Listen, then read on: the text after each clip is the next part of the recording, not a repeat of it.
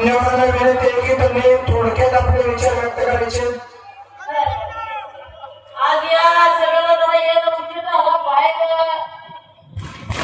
इथला सभा असल्यामुळे उशीर झाला. आपण इथे येणं पाठवलं नाही. आपलं होम पीच जिथं असतं तिथं जाणं आणि तिच्या परिस्थितीवर भाष्य करणं अत्यंत गरजेचं असतं. हे आठवड्याभरापासून आपण बघतोय. अक्षरशः सभा लढायची जोरदार उडून दिली. एका फुटवाडीने जोरदार उडून दिली.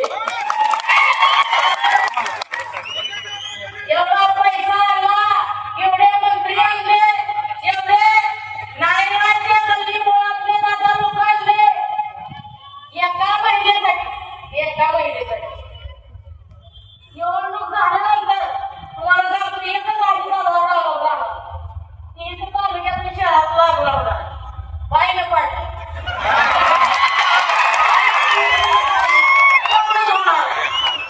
माझी विनंती असणार आहे सत्ताधाऱ्यांना, भगवान पांडुरंगाला त्यांना चांगली बुद्धी द्यावी. आता एवढं सगळं अक्षरशः नाकातोंडातलं पाणी वर गेलंय. आणि तरी पण तुमच्या अजून अहंकाराची दादागिरी वाटायला लागला. आणि वरतून काय म्हणतात की ही दादागिरी करते. सगळा येण्याचा बाजार चालू आहे. तालुक्याला किती वर्षी येण्यात काढली, शहराला त्यांनी सोयी चांगली येण्यात काढताय. आणि अजून पण तुम्हाला सत्ताच पाहिजे. नाकातोंडामध्ये शहरातल्या प्रत्येक नागरिकाच्या आणि ग्रामीणमधून येणाऱ्या प्रत्येक नागरिकाच्या नाकातोंडामधून जर अक्षरशः शिंकलं तर काळा धर असा पण वाढ उठतो. शहरातल्या लोकांनी तर पावडरचं डबल घ्यायचं बंद केलं तर काय जमत नाही. मंत्री खालून पातळी पाळून पाठवून खाली छत्रपती शिवाजी महाराज चौकात यायचं म्हणलं की बरोबर पाहिजे तसा लेवलचा फल चढतो शाम केल्यावर लेवलचा फल चढतो. आणि म्हणायचं आम्हाला विकास करायचा आहे. काय विकास चाललाय, मुलांना विकास करताय ते तुम्हाला सांगायला माहित आहे. गेल्या 10 वर्षांपासून तुम्ही फक्त विकासाची नाटकं करताय. आमच्या पंढरपूर तालुक्यातल्या जनसामान्यांच्या आणि सर्वसामान्य कुटुंबातल्या प्रत्येक तरुण तरुणीच्या जीवनामध्ये व्यवहारामध्ये 1% तुम्ही सुधारणा आणू शकला नाही. तुमचं नाटक करायला लक्षात ठेवा. तुम्ही स्वतःचं नाटक पण टाकण्यासाठी आता मंत्रिमंडळामध्ये तुम्ही बसवलं तरी फरक पडणार नाही. पालकमंत्री येतात, दादागिरीची भाषा करतात. दादागिरी करायला काही मान घालून मागे नाही ना.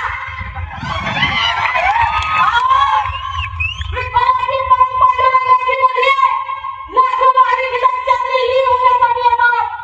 छत्रपती शिवाजी महाराज चौकातूनच काही काही भाविक सुद्धा अक्षरशः वंदन होतात. परंतु ते भाविक जेव्हा शहरातून फेरफटका मारतात तेव्हा पंढरपूरकरांच्या सत्ताधाऱ्यांच्या नावावर कडाकडा घोटाळी, सत्ताधाऱ्यांच्या नावावर 4 शिव्याची लाकडी वाहिल्याशिवाय राहत नाही. ते दुर्दैव आहे, लक्षात ठेवा.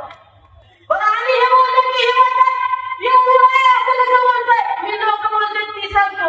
मी अजिबात वाईट काय बोलत नाही. तारख्या तालुक्यात मी सांगतो तुमच्यावर फिरतो मी. एवढं खड्यात कसं मारताय मला रिक्षावाल्या तुम्ही माझं सिंह मार झालं मला माहित झालं. एक आजकाल क्रिएशन झालं पंढरपूर शहर जर अक्षरशः खड्डेमुक्त करायला म्हटलं महिनाभर झालं. आणि विकासाच्या खूप गप्पा मारायचे. 400 कोटी 300 कोटीच्या गप्पा मारायच्या. बंद झाल्यावर पाहता आणि सत्तेचा विषय घेऊ नका.